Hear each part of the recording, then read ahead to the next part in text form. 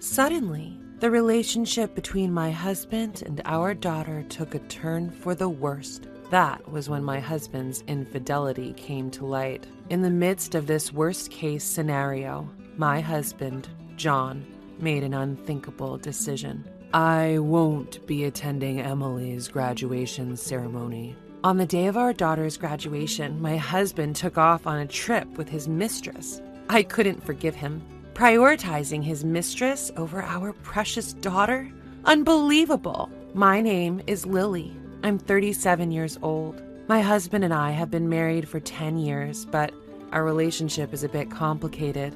We have a daughter, Emily, who is not biologically related to me. Emily is my husband's daughter from his previous marriage. She was only 5 years old when we got married. Before we got married, while I still prioritized work, John proposed an idea. How about you become a stay-at-home mom once we're married? A stay-at-home mom? I travel a lot for work, right? Emily is still young, and so I've been leaving her with my parents, but after we get married, you'll be her mom, so I'd rather not rely on my parents too much. That makes sense. Your parents are getting older. That's why I want you to become a stay-at-home mom and take care of Emily. I see.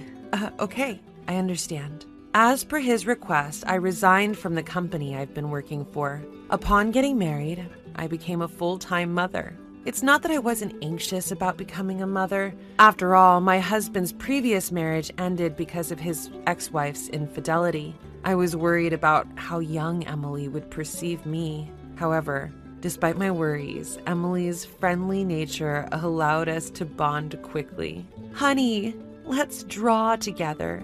Really? I love drawing. After we finish drawing, we can go shopping together. Let's go. I want to help you prepare dinner too. Thank you. That makes me very happy. I've been doing my best to build a genuine mother-daughter relationship. The first time she called me mom, tears came out of happiness. Day by day, as I spent time with my daughter, my love for her grew deeper. Blood ties didn't matter. I saw her as my real daughter, and I continued to pour my love on her. Before I knew it, she was 15 years old, already an 8th grader. Perhaps it was the onset of adolescence, but I had started to feel a slight distance between us. Previously, she would always be home by 6 p.m. at the latest and would let me know if she was going to be late, but recently she's not often home until 8 p.m. That day, too, she arrived home past 9 p.m. with no prior communication. Welcome home. You came home late, didn't you? Dinner is ready. I'm back. Is Dad coming home late again today? Seems like another day of working late. Come on, let's go ahead and have dinner. Okay. Just then, Emily murmured, You know. What's wrong? Well, you see. Yes? Never mind. It's nothing. Upon saying this, Emily went quiet. What just happened? She was definitely about to say something, wasn't she?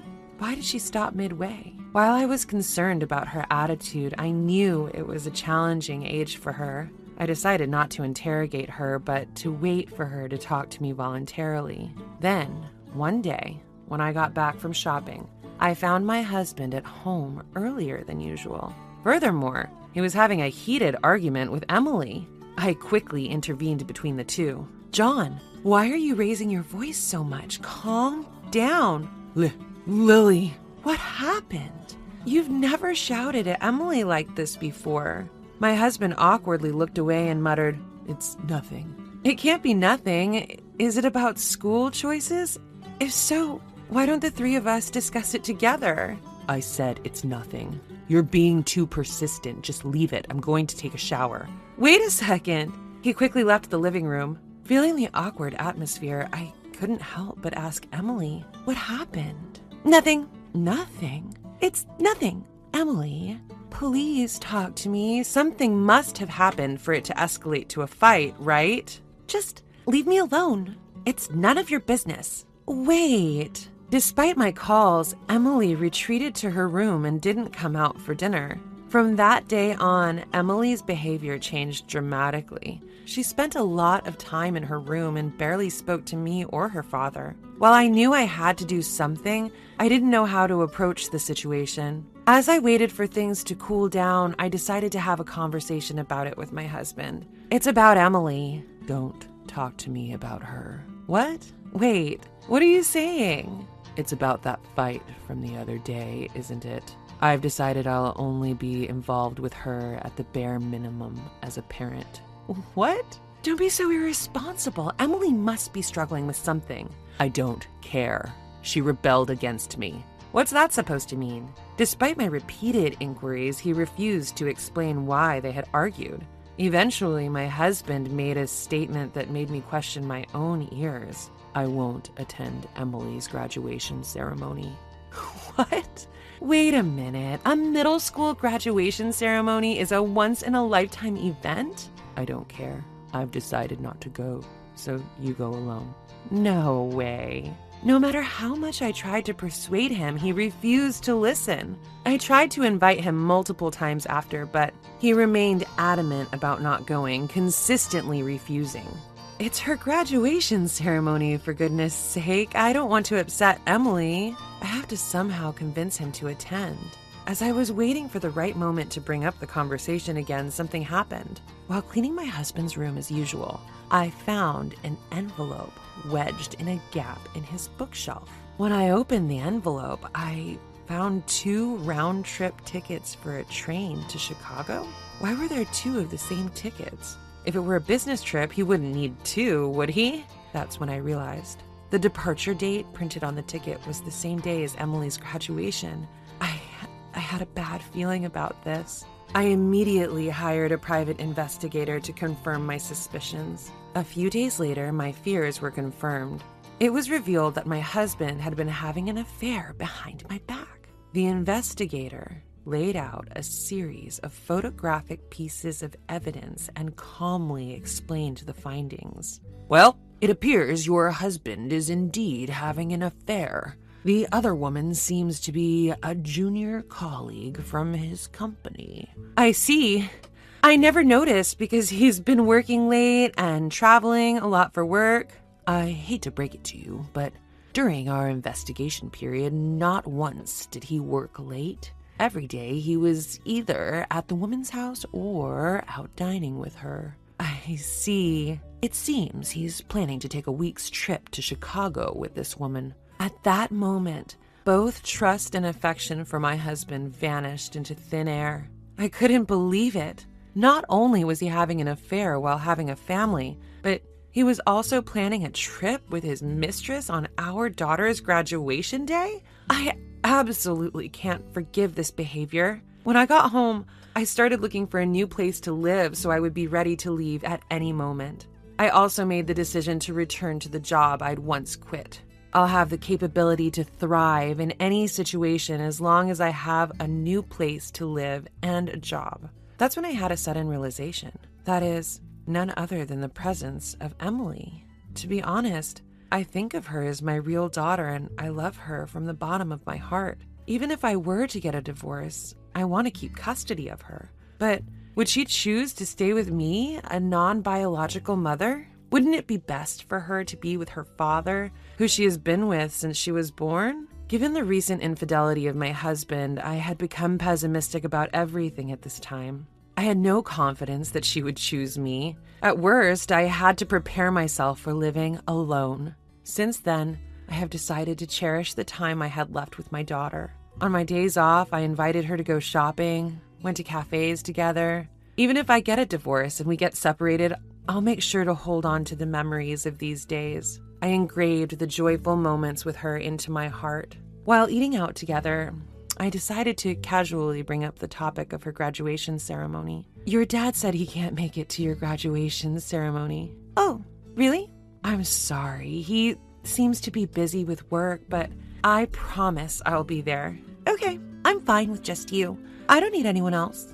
As expected, Emily's reaction was rather indifferent. Seeing my own daughter like this, I couldn't help but feel indescribable emotions. Graduation day has arrived. When I woke up in the morning, my husband was already gone. I guess he went on a trip with that mistress. Of course, I attended the graduation ceremony alone. As I watched my daughter receive her diploma, tears welled up in my eyes. She was so small when we first met. I don't want to let her go.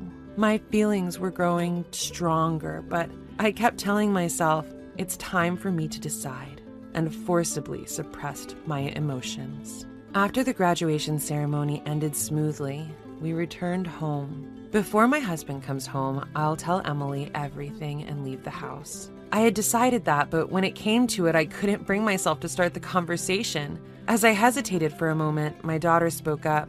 "Hey, Mom, even if we're not biologically related, you're still my mom, right?" "What?" Despite being taken aback by her words, I confidently responded, "What are you saying? Of course I am. I'm always going to be your mom." "Yeah, I thought so. I'm glad to hear that." The moment I saw her smiling warmly, my heart instantly felt lighter. Now's the time. With that thought, I made up my mind and decided to open up and share everything. "Emily, I'm thinking of divorcing your father." "Yeah, I think that's a good idea." "What?" I was surprised at how easily she accepted the idea of divorce. Are you okay with it? The divorce, I mean?" "It's okay. You found out about his affair, didn't you?" "Wait, did you?" "Yeah, Dad's having an affair." "How did you?" "I happened to witness his affair that day. When I confronted him, we ended up in a big fight." That day she was referring to was the day that they had that loud argument some time ago. She had coincidentally spotted her father and his mistress in public and confronted him, which ended up turning into a heated argument. My eyes started to burn, and my vision became blurry. Was she carrying this burden all by herself this entire time? The thought made my chest tighten with unease. Holding back my tears, I looked Emily straight in the eye. "You can choose who you want to be with. It's your decision." "What are you talking about? I am definitely going with you." "Are you sure?" "Of course. I don't need a dad who cheats when he has a family at home. He's not worth being around." "Emily, you're my only family." I tightly embraced her. That's how it was decided that I would take her in. Our actions following this were quick. We somehow managed to complete the move before my husband returned from his trip, carrying our belongings into the new house we'd already contracted. Since I had everything planned ahead, the process ended up being quicker than I expected. 1 week later, seemingly noticing the divorce papers on the desk, my husband called. "Hey, Lily, what the hell is this about these divorce papers?" "They mean exactly what you think. Let's get a divorce." "Are you still mad about me missing the graduation ceremony?" "It was because of work. I had no other choice." I was utterly disgusted with my husband, who even now was still trying to play dumb. "Work. Right. What's that supposed to mean? I'm always busy with my business trips. By the way, did you attend the graduation ceremony as planned?" "Yes. Next, it's time for me and Emily to graduate from you." "Huh? What are you?" "Did you have fun? Your trip with your junior colleague? Mary, was it?" What are you talking about?" "Then explain what this is about." Upon sending the evidence photos from the detective via iMessage, my husband became visibly shaken and struggled to find his words. "Why would you secretly take photos like this? Are you a stalker? That's disgusting." "Getting involved with women at work is far more disgusting." "What? It's your fault for being unattractive as a woman." "What? You're trying to say it's my fault?" "You've been lazing around all day doing nothing. Is your only accomplishment hiring a detective to gather evidence behind my back? Where am I supposed to find desire for a woman like that?" "Wasn't it you who asked me to be a stay-at-home mom when we got married?" "I didn't expect you to become such an ugly pig. It's my one miscalculation. Ugh, what a mistake." I vented my rage at him without holding back. "By the way, make sure to submit those divorce papers, all right? Oh, and I'll be properly claiming alimony as well as child support, so be prepared for that." "Wait a minute. Emily is my child. Are you planning to take her without my permission? Yes. Emily made her own decision. She wants to be with me, not you. No way. I'm the one who shares blood with Emily. There's no way she'd choose a stranger like you. The moment I heard those words, my patience snapped. Huh? Who's talking? Who decided to go on a trip with a mistress instead of attending his dear daughter's graduation ceremony? You should be embarrassed. You. How dare you go that far? Being married to someone like you is nothing but a dark chapter of my life. Our marriage is over.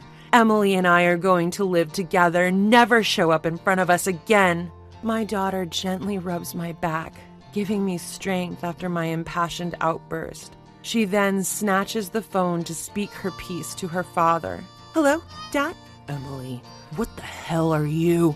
From now on, I'll live with Mom. Don't bother us again. You? Who do you think you're talking to?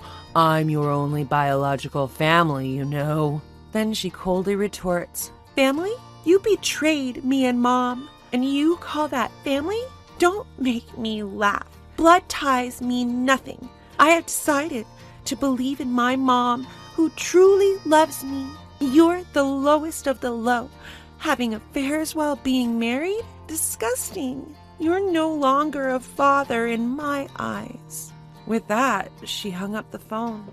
With a deep sigh of relief, she stretched her body wide and beamed with a smile of pure joy. Seeing her like this somehow lightened my heart, too. With sufficient evidence of his infidelity, I was able to quickly divorce him.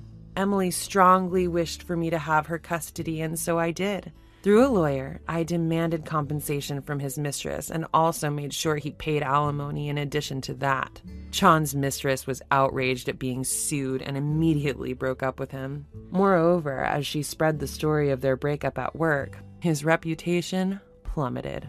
News of his affair and abandonment by his daughter quickly spread throughout the company. Apparently, John got dumped by his wife for having an affair with a junior colleague. LOL. Didn't he have a daughter? Man, that's really low. To be abandoned by your own daughter? That's a major oof. LOL. When the company investigated the rumors, his misdeeds came to light one after another. He had been taking his mistress on business trips and inflating his expense claims. He was promptly fired and ordered to pay back all the fraudulent travel expenses. Having lost everything, he moved into a cheap apartment and is apparently living a difficult life. There's nobody to lend him a hand, and he'll probably remain lonely and impoverished in the future as well.